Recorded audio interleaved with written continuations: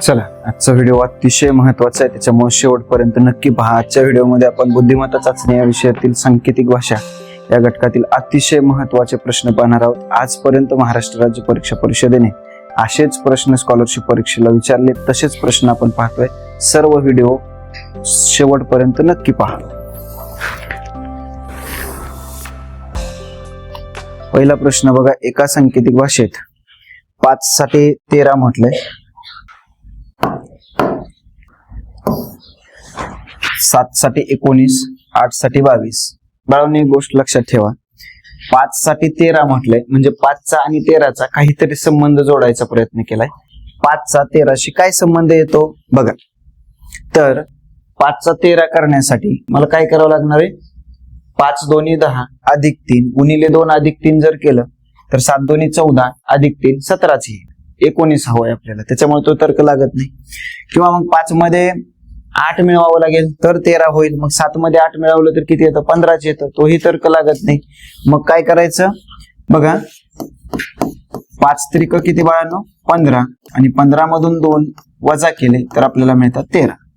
त्याचप्रमाणे 7 त्रिक 21, 21 मधून 2 वजा करा बाळांनो 19 मिळतं. परत 8 त्रिक 24, 24 मधून 2 वजा करा 22 मिळतं. म्हणजे आपण या ठिकाणी जे लॉजिक लावलं एकदम बरोबर आहे. पुढे चला, 1 दिला आणि 1 त्रिक 3 येईल, 3 मधून 2 वजा केल्यानंतर पुन्हा मला 1च मिळणार आहे. म्हणजे आपलं अपेक्षित उत्तर कोणतं असणार, 1. कोणत्या पर्यायामध्ये दिसतंय, पर्याय क्रमांक 3. उत्तर 1 येतं म्हणून पर्याय क्रमांक 1 सिलेक्ट करायचा नाही. ठीक आहे, पुढच्या प्रश्नाकडे जाऊ. एका सांकेतिक भाषेत 1 ला 5 म्हटलं, 3 ला 7 म्हटलं, 4 ला 9 म्हटलं आणि 2 ला 6 म्हटलं. तर 1 गुणिले 2 अधिक 3 ही पदावली आपल्याला सोडवायची. 1 गुणिले 2 अधिक 3. चला, 1 साठी काय म्हटलं रे बाळांनो 5, हे लिहा. त्याचबरोबर 2 साठी काय म्हटलं, 2 साठी 6 म्हटलं अधिक चिन्ह आहे असं ठेवलं आणि 3 ला 7 म्हटलं त्यांनी. बघा, पहिल्या पदावलीमध्ये आपण काय करतो, गुणाकार. 5 × 30, 30 मध्ये 7 मिळवलं तर आपल्याला काय मिळतं, 37. ठीक आहे, 37 पर्यायामध्ये कुठं दिलंय, पर्याय क्रमांक 4 मध्ये दिलंय. बघा, पर्याय क्रमांक 4 मध्ये दिले. चला पुढच्या प्रश्नाकडे जाऊ. एका सांकेतिक भाषेत 5 ला 4 म्हटलं, 3 ला 7 म्हटलं, 4 ला 2 म्हटलं, तर त्याच सांकेतिक भाषेत 4 अधिक 3 गुणिले 5. ठीक आहे, बघा 4 अधिक 3, 4 ला काय म्हटलंय, इथं कन्फ्यूज व्हायचं नाही बाबा. 5 ला 4 म्हटलंय, 4 साठी 5 घ्यायचा नाही, 5 साठी 4 घ्यायचा आहे. म्हणजे 4 ला 2 म्हटलंय म्हणजे 4 साठी 2 घ्यायचं बाळांनो, अधिक 3 ला 7 म्हटलंय, 3 साठी 7 घ्या, आणि 5 ला काय म्हटलंय, 4 म्हटलंय म्हणजे इथं 4 घ्या.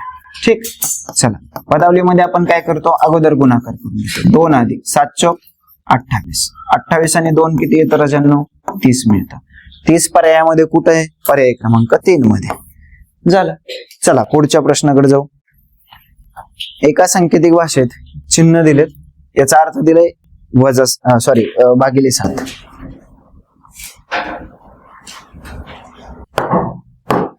बघा, तर मग आपण पुढच्या चिन्हांचा अर्थ शोधून काढू आणि प्रश्न सोडवूया. ठीक आहे, चला बघा.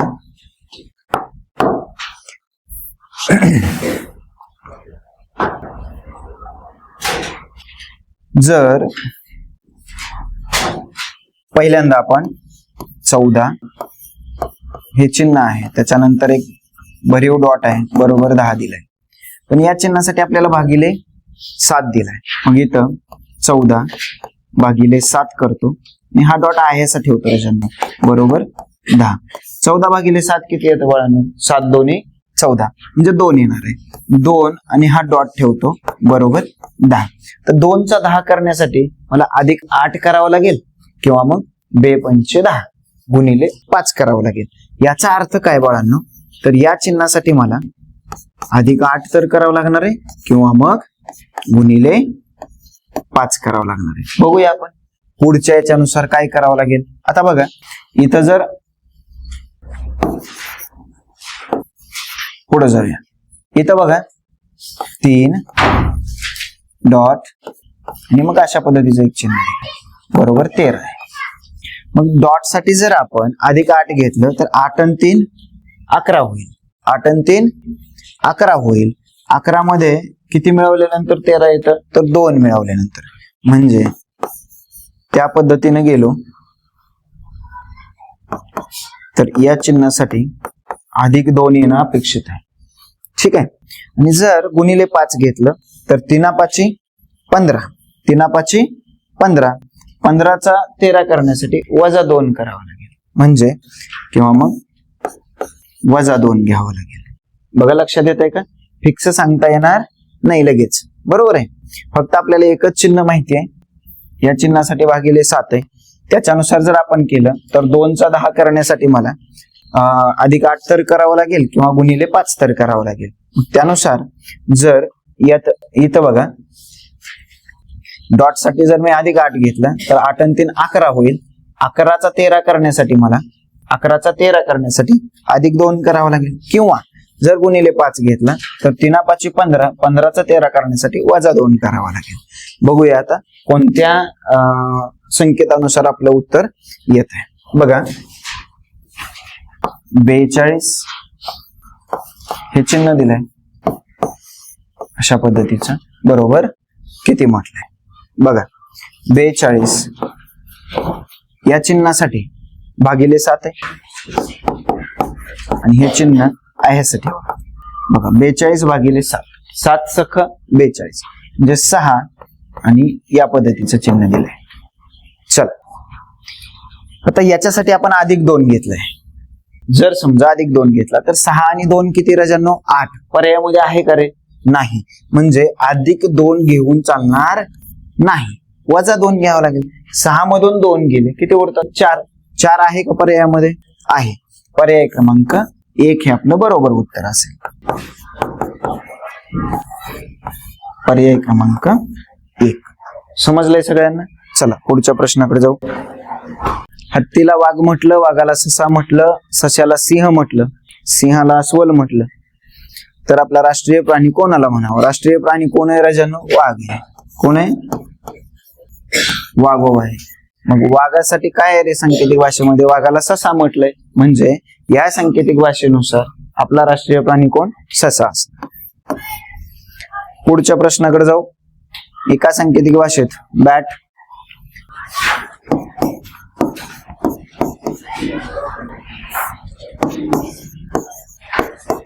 BAT बॅट बरोबर 2 7 8, ANT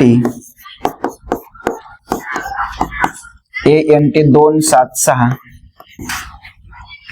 परत NET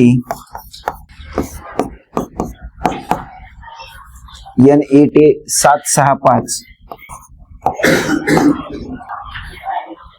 असं लिहितात. तर त्यात सांकेतिक भाषेत BEAN हा शब्द कसा लिहाल? अक्षर व चिन्ह यांचा क्रम सारखाच असेल असे नाही.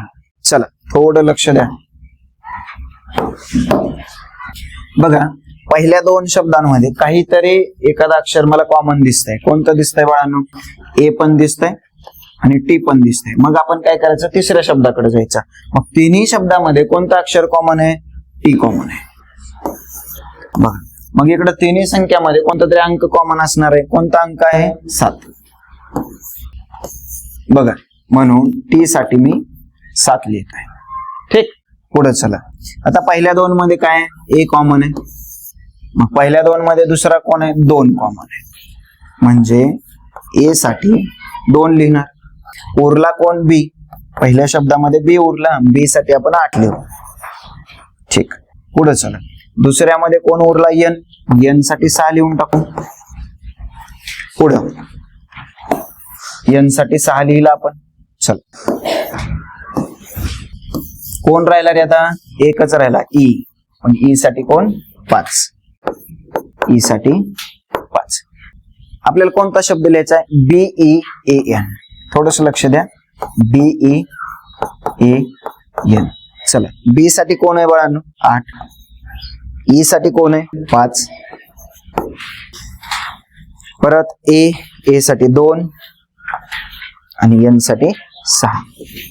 8 5 2 6. असं कुठं आहे रे? 8 5 2 6. बघा 8 5 2 6 मला पर्याय क्रमांक 2 मध्ये दिसतंय. आपलं पर्याय क्रमांक 2 हे बरोबर उत्तर असेल. पुढच्या प्रश्नाकडे चला. वासराला कोकरू म्हटलं, कोकराला शिंगरू म्हटलं, शिंगराला करडू म्हटलं, करडाला रेडकू म्हटलं, तर मेंढीच्या पिल्लाला काय म्हणतात? मेंढीच्या पिल्लाला काय म्हणतात? कोकरू. आणि शेळीच्या पिल्लाला करडू असं म्हणतात. कन्फ्युजन नको.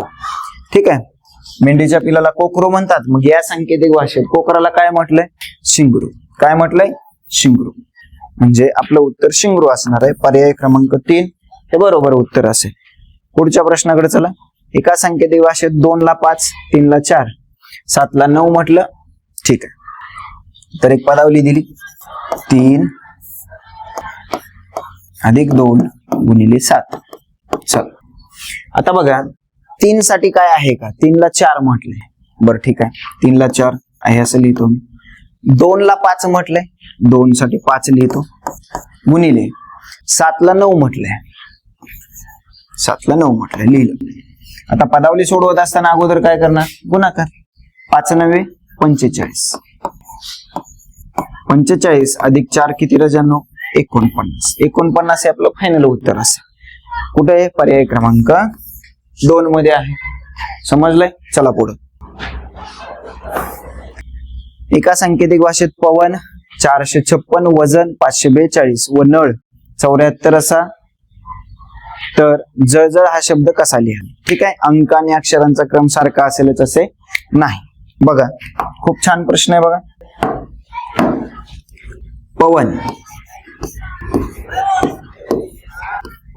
पवन साठी 4 5 आणि 6 अंक आहेत. वजन साठी 542,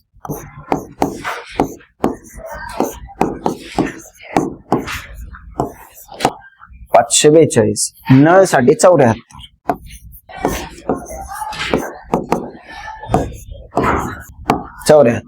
ठीक. तर जळजळ हा शब्द आपल्याला शोधायचा आहे. सर्वात पहिला बघा, त्या तिघांमध्ये काहीतरी कॉमन आहे. काय आहे रे राजांनो? न कॉमन आहे. बघा इथं आहे, इथं आहे, इथं आहे. मग तिन्ही संख्यांमध्ये एक अंक कॉमन असणार आहे. कोणता असणार? बघा 4 आहे. इथं पण 4 आहे, इथं पण 4 आहे, इथं पण 4 आहे. न साठी 4. न साठी 4. चला पुढे. आता राहिला ळ. याच्यामध्ये ळ साठी काय पाहिजे? 7. ळ साठी 7 अंक येईल. बर, या दोघांमध्ये काय कॉमन आहे रे? व कॉमन आहे. ते व जर कॉमन काढलं तर व साठी 5 अंक घ्यावा लागेल. व साठी 5 अंक घ्यावा लागेल. उरला ज, आणि ज साठी 2 येईल. ज साठी 2 येईल. बस आपल्याला काय पाहिजे? जळ जळ 2 7 2 7. जळ जळ 2 7 2 7. कुठे आहे? पर्याय क्रमांक 4 मध्ये. झालं. बाकी काही शोधायची आवश्यकता नाही. चला पुढच्या प्रश्नाकडे जाऊ. हरणाला ससा म्हटलं, सशाला शेकरू म्हटलं, शेकराला साळींदर म्हटलं, साळींदराला सांबर म्हटलं, सांबराला हसवल म्हटलं, तर महाराष्ट्राचा राज्य प्राणी कोणता? महाराष्ट्राचा राज्य प्राणी आपल्या सगळ्यांना माहिती आहे. कोणता आहे? शेकरू आहे. शेकरू. ठीक आहे. या सांकेतिक भाषेत शेकराला काय म्हटलंय? शेकरूला साळींदर म्हटले. म्हणजे या सांकेतिक भाषेनुसार महाराष्ट्राचा राज्य प्राणी कोणता येईल? साळींदर येईल. बघा अतिशय महत्वाचा प्रश्न आहे. समजून घ्या. पुढचा प्रश्न बघा. एका सांकेतिक भाषेत 62 ला 14 म्हटलंय. 47 ला 15 म्हटलंय. 95 ला 23. तर 38 ला काय? अतिशय सोपा प्रश्न आहे. हा 62 ला 14, सॉरी माझ्याकडे 64 झाला. ठीक आहे. आता इथे बघा काय करायचं, 62चा 14शी काहीतरी संबंध आहे. ठीक आहे. बघा 6 आणि 2 किती रे राजांनो? 6 अधिक 2 किती? 8. आणि परत पहिला अंक त्याच्यामध्ये मिळवायचा. परत 6 आणि 2 किती? 8. 8 आणि 6 किती रे? 14. या पद्धतीने जर इथं आपण केलं तर बघा 4 अधिक 7 केलं आणि पुन्हा त्याच्यामध्ये 4 मिळवलं तर 4 आणि 7 11. 11 आणि 4 किती येणार आहे? 15 येणार आहे. ठीक आहे. पुढं चला. 9 अधिक 5 आणि पुन्हा पहिला अंक 9 मिळवला. 9 आणि 5 14. 14 आणि 9 किती रे बाळांनो? 23. ठीक आहे. आता आपल्याला पाहिजे 38. 38 साठी आपण काय लिहिणार? ठीक आहे. बघा 38 साठी काय लिहिणार? 3 अधिक 8 आणि पुन्हा पहिला अंक 3 जर मिळवला आपण तर 8 आणि 3 11. 11 आणि 3 किती रे? 14. ठीक आहे. मग 38 साठी 14 येईल. पर्याय क्रमांक 2 हे आपलं बरोबर उत्तर असेल. बघा एका सांकेतिक भाषेत 6 साठी 14, 7 साठी 17 आणि 3 साठी 5. चला 6चा 14शी काय संबंध येतो बघा. साइन त्रिक 18 आणि त्याच्यातून परत 4 वजा केले तर 14 येईल. त्याचप्रमाणे 3 न गुणलं तर 7 त्रिक 21. 21 मधून 4 वजा केले तर 17 येईल. आणि मग 3 त्रिक 9 आणि 9 वजा 4 तर 5 येईल. त्याचप्रमाणे पुढे आपल्याला 4 साठी शोधायचं आहे. बघा मग 4 साठी काय येईल बाळांनो? तर गुणिले 3 बरोबर 4 त्रिक 12 येईल आणि परत जर 4 वजा केलं तर मग 8 येईल. ठीक आहे. म्हणजे 4 साठी 8 असणं अपेक्षित आहे. पर्याय क्रमांक 4 हे आपलं बरोबर उत्तर आहे. पुढच्या प्रश्नाकडे चला. पहा एका सांकेतिक भाषेत 3 शब्द दिलेत आणि त्याच्यासाठी सांकेतिक भाषा दिलेली आहे. आणि त्याच्यासाठी आपल्याला विचारलंय की म न ड या शब्दासाठी कोणती सांकेतिक भाषा आहे. अतिशय सोपा प्रश्न आहे. बघा तिन्ही शब्दामध्ये असं कोणतं तरी अक्षर कॉमन आहे. कोणतं कॉमन आहे? तर क कॉमन आहे. बघा इथं क आहे, इथं क आहे आणि इथं सुद्धा क आहे. म्हणजे क साठी बघा क साठी कोणतं चिन्ह आहे? इकडं पण एक चिन्ह कॉमन असणार आहे. बघा तिघांमध्ये पण एक चिन्ह कॉमन आहे. कोणतं? हे चिन्ह कॉमन आहे. हे चिन्ह कॉमन. ठीक आहे. मग पहिल्या आणि दुसऱ्यामध्ये काय कॉमन आहे बाळांनो? म कॉमन आहे. मग पहिल्या आणि दुसऱ्या चिन्ह समूहामध्ये कोणतं चिन्ह कॉमन आहे? बघा बरं हे चिन्ह कॉमन आहे. ठीक आहे. मग म साठी असं चिन्ह येईल. आता उरला कोण? एकच. कोण उरला? ड. इथं हा ड उरला. मग ड साठी असं उभं फी सारखं चिन्ह असणार आहे. म्हणजे इथं सुद्धा ड साठी फी असं आहे. इथं फी कॅन्सल झाला. ठीक आहे. ड साठी फी असणार. मग एकच उरला. कोण उरला? बघा दुसऱ्या शब्दामध्ये न उरला. कोण? न. तर न साठी उलटा व्ही असेल. न साठी उलटा व्ही. आपल्याला काय पाहिजे रे बाळांनो? म न ड. म न ड. म साठी बघा उजवीकडचं चिन्ह पाहिजे. इथं आहे, इथं नाही म्हणून याला कॅन्सल करू. म त्याच्यानंतर न साठी उलटा व्ही. न साठी उलटा व्ही इथं आहे, इथं आहे, इथं उलटा व्ही नाही म्हणून याला कॅन्सल करून टाकू. आणि ड साठी फी पाहिजे. म्हणजे या दोघांमध्ये फी कुठे? इथं आहे. इथं आहे का? नाही म्हणून याला कॅन्सल करून टाकू. म्हणजे म न ड. म साठी हे चिन्ह, न साठी हे चिन्ह आणि ड साठी फी हे चिन्ह. पर्याय क्रमांक 3 हे आपलं बरोबर उत्तर असेल. चला पुढच्या प्रश्नाकडे. उंदराला मांजर म्हटलं, मांजराला गाढव म्हटलं, गाढवाला कुत्रा म्हटलं, कुत्र्याला हरिण म्हटलं, तर हरिणला माणूस म्हटलं, माणसाला ससा म्हटलं, तर सशाला बचळा म्हटलं तर सर्वात बुद्धिमान प्राणी कोण? सर्वात बुद्धिमान प्राणी आपणच आहे. द्विपाद पशु माणूस आपणच आहोत. मग माणसाला काय म्हटलंय बघा या सांकेतिक भाषेमध्ये? माणसाला ससा म्हटलंय. मग या सांकेतिक भाषेनुसार सर्वात बुद्धिमान कोण झाला? ससा झाला. पर्याय क्रमांक 3 हे आपलं बरोबर उत्तर आहे. पुढे चला बघा त्रिकोण. आता त्रिकोणासाठी कोणता अंक दिलाय बघा वरती? त्रिकोणासाठी 9 दिलाय. इथं त्रिकोणासाठी 9 दिला. वजा चौकोन. चौकोनासाठी काय दिलाय? 3 दिलाय. 3 गुणिले अधिक. अधिक साठी काय दिलाय? 0. अधिक साठी 0 दिलाय.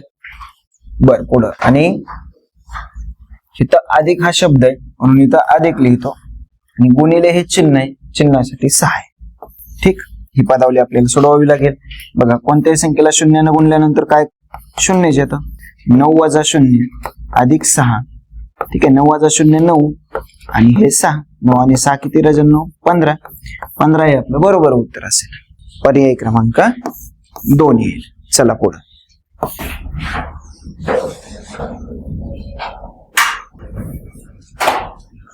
बघा. पुढे काय म्हटलंय? त्रिकोण अधिक. त्रिकोणसाठी काय आहे राजांनो? 9. त्रिकोणसाठी आहे 9 अधिक.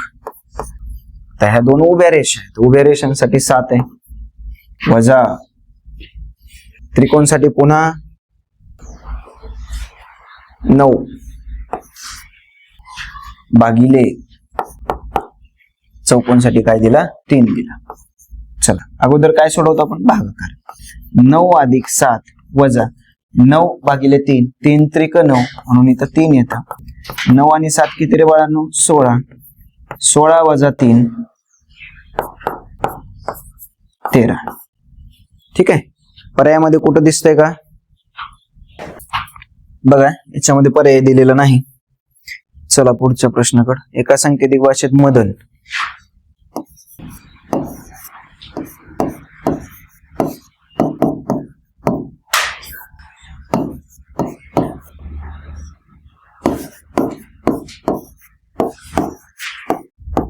सदन 197 वमन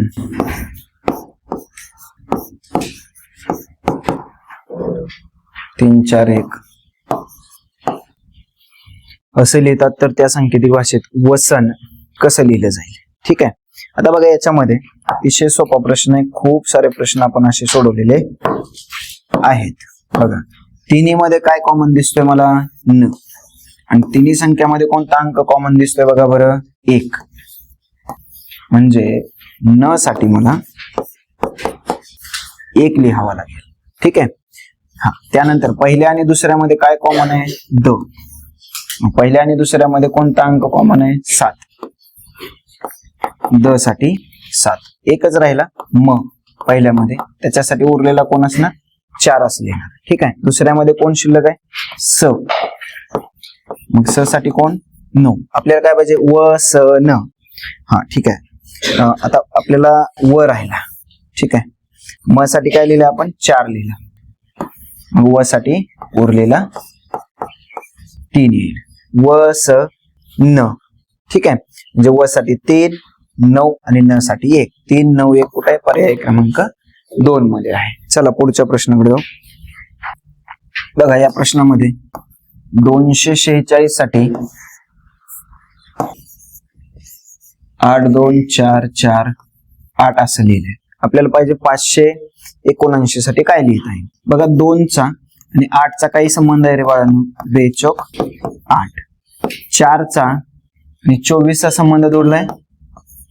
4 सख 24 आणि त्याचबरोबर 6 चा 48 शी संबंध जोडलाय. 6 8 48. काय लक्षात आलं? 4 न 6 न आणि 8 न गुणलंय. सेम तसं करूया आपण. कोणती संख्या आहे? 5 7 9 आहे. 5 7 9 आहे. ठीक आहे. पहिल्या अंकाला कितीने गुणायचं? 4 न. 5 चौक 20. दुसऱ्या अंकाला 6 न. 7 सक 42 आणि तिसऱ्या अंकाला 9 ला 8 न. 9 8 72. 20, 42, 72. नाही दिसत.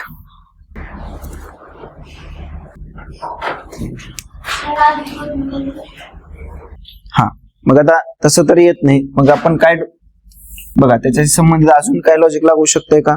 तर या 4चं आणि या 2चं काय लॉजिक आहे?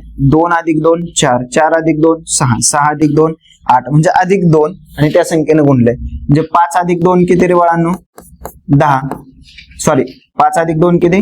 7. म्हणजे इथं 7 न गुणावं लागेल, मला 35 मिळेल. परत 7 + 2 किती? 9. 7 × 9 63 आणि 9 + 2 11. 11 × 9 99. 35, 63, 99 अशी संख्या मिळायला पाहिजे. 35, 63, 99 पर्याय क्रमांक 2 हे आपलं बरोबर उत्तर असेल. चला पुढच्या प्रश्नाकडे.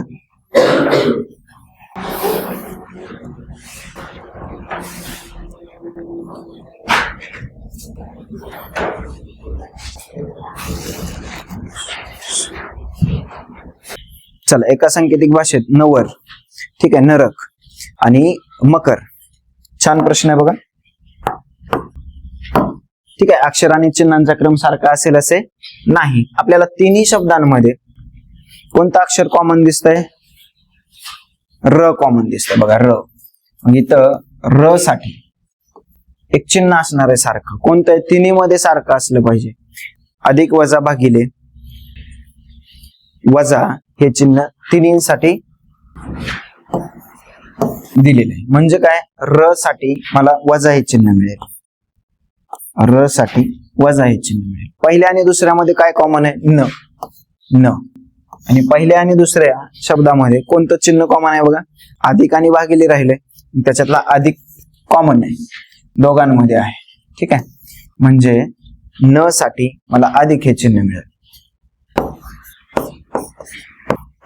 न साठी अधिक मिळेल. उरला एकच व. व साठी भागिले. व साठी भागिले मिळेल. ठीक आहे, चला याच्यामध्ये कोण उरला? क. क साठी गुणिले. क साठी गुणिले मिळाला. आणि आता राहिला कोण? क साठी गुणिले लिहिला, तर मग कोण राहिला? म. म साठी कोण? चौकोन. म साठी चौकोन असेल. ठीक आहे, तर मग कोणता शब्द आपल्याला पाहिजे? व क म. बघा, व क म. हा, व साठी काय? भागिले. क साठी गुणिले आणि म साठी चौकोन. भागिले गुणिले चौकोन. भागिले गुणिले चौकोन कुठं दिसतंय? पर्याय क्रमांक 2 मध्ये दिसतंय. चला पुढचा प्रश्न. रक्षक, भक्षक आणि क्षरण. ठीक आहे, तिन्ही मध्ये काय कॉमन दिसतंय बघा? क्ष, क्ष, क्ष. मग तिन्ही मध्ये कोणतं चिन्ह कॉमन दिसतंय बघा? चौकोन, वर्तुळ, वर्तुळ.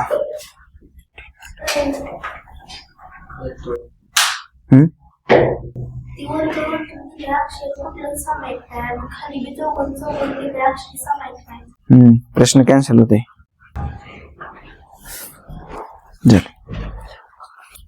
ठीक आहे, तर बुद्धिमत्ता चाचणीतील सांकेतिक भाषा या घटकामधील अतिशय महत्वाचे प्रश्न आपण पाहिले. सर्व प्रश्न खूप महत्वाचे आहेत. असेच प्रश्न तुमच्या येणाऱ्या परीक्षेमध्ये असणार आहेत. जर सगळ्यांना हा व्हिडिओ आवडला असेल तर लाईक नक्की करा आणि तुमच्या सर्व मित्रांपर्यंत हा व्हिडिओ पोहोचवा. ठीक आहे, थँक्यू.